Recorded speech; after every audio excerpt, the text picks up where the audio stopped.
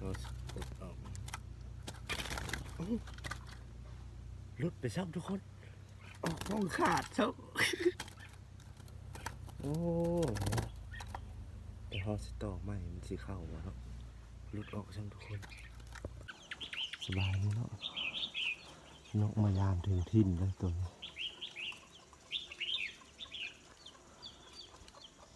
นกฮอนมาถึงที่แล้วมันสีดงบลงนกก็นกไปตัวนกม่วงนะ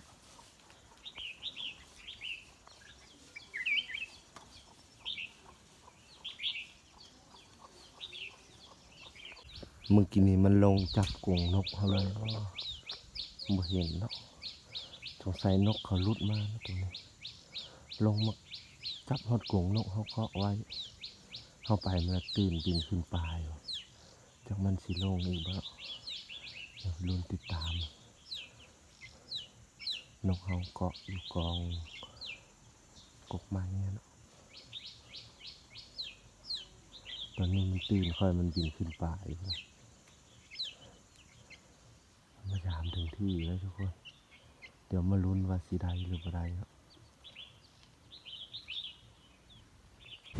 มันยังบนหนีทุกคนจับอยู่เทิงเป็น10 นาทีละบ่ไปใส่เลยมีตะหองเทิงปลายไม้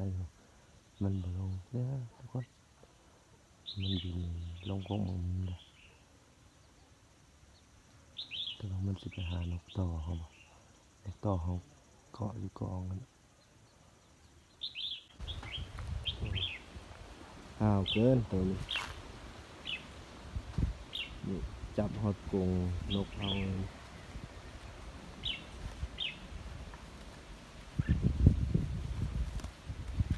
สายติ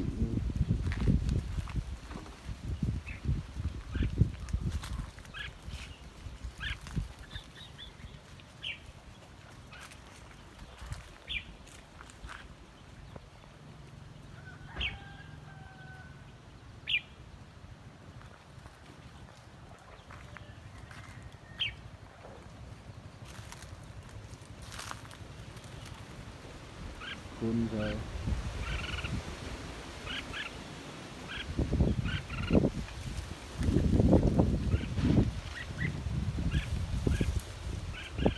เรียบร้อยแล้วทุกคนถึงแล้วทุกคนมาจะทำเต็มที่เรียบร้อยเลย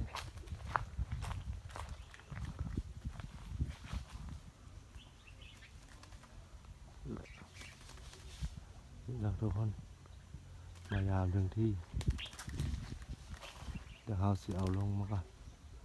เรียบร้อยบ่เห็นเก้งมาถึงที่เสร็จไปเดี๋ยวเขาเอาลงมาก่อนเรียบร้อยทุกคนข้าวมาจำหอดเฮือนแล้วใส่นกเขาลุดมาจนเสร็จเรียบร้อยแต้มหนึ่ง